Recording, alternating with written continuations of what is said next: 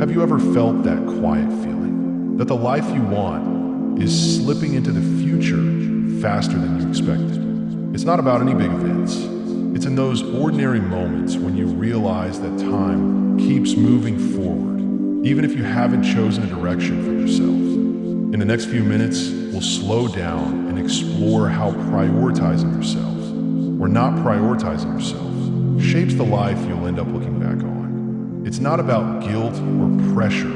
It's just about being clear about where your time is going and how those choices become the life you live. Welcome to the Glitch Cult. This is where we uncover what's been left unspoken. Because until you choose yourself, no one else will.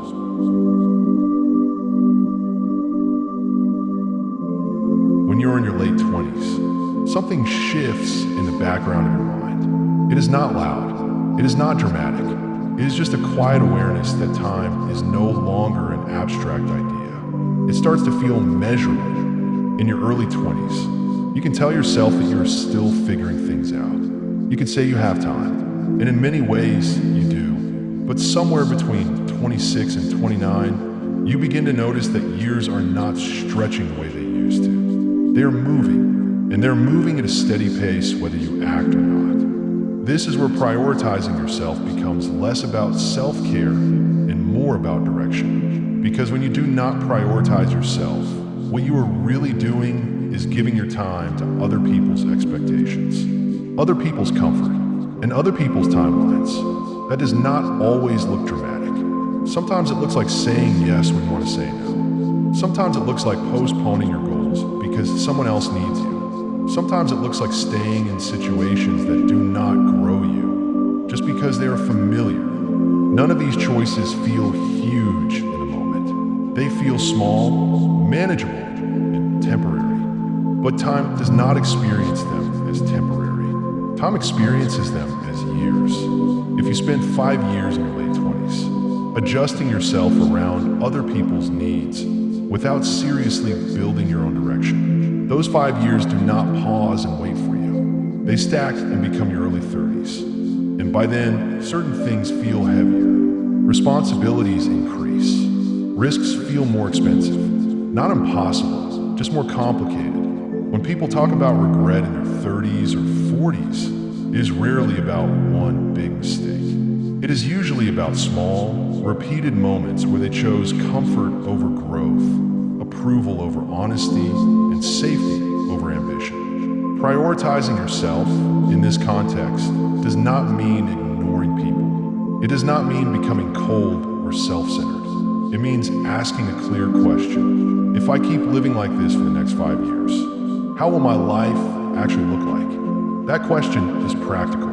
It is not emotional. It is not dramatic. It is simply a projection.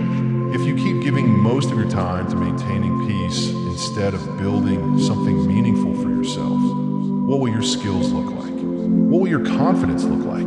What will your sense of identity look like? Because identity is not built through thinking. It is built through action. If your actions are always shaped by others, your identity slowly becomes reactive. You start to define yourself by how well you support, adjust, and accommodate. That might make you liked as a person. It might make you reliable too, but it may not make you fulfilled from within. And fulfillment in your late 20s is not about luxury or fame. It is about knowing that you are not betraying your own potential. There is a difference between helping others from a position of strength and helping others because you are afraid to choose yourself.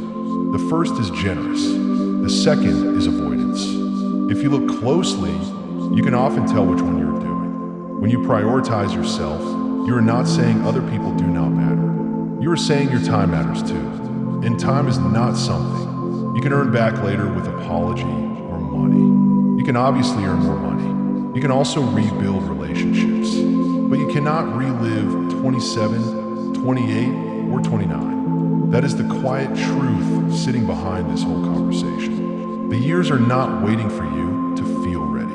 They are moving whether you choose yourself or not. And one day, you will look back at this exact phase and ask a simple question. Did I use that time to build something that was mine? Or did I spend it trying to be enough for everyone else? That question will not be dramatic when it comes. It will be calm, clear, and impossible to ignore.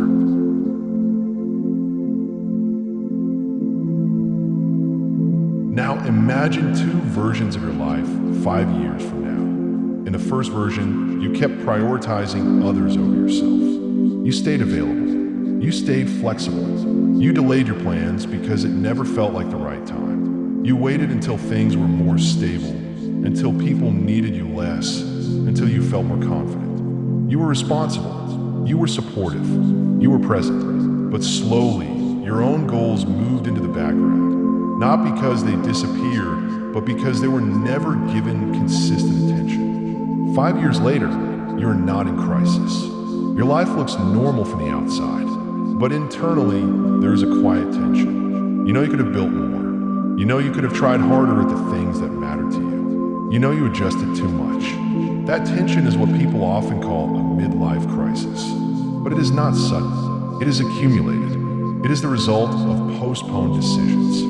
Now imagine the second version. In this version, you still cared about people. You still showed up, but you made clear boundaries around your time. You treated your goals as real commitments, not optional hobbies.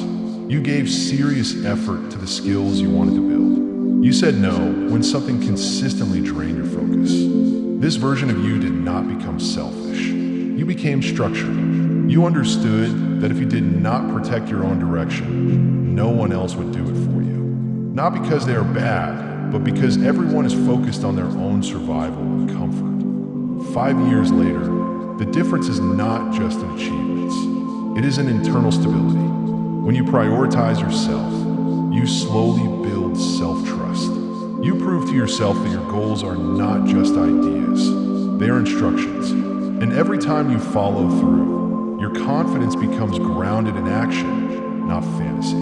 This matters because confidence built on imagination collapses under pressure, and confidence built on repeated effort holds steady. If you do not prioritize yourself, you may still succeed in some areas, but you will often feel like your life happened to you, rather than being shaped by you. That feeling is subtle. It does not scream. It simply sits in the background as a question. Is this really the life I chose?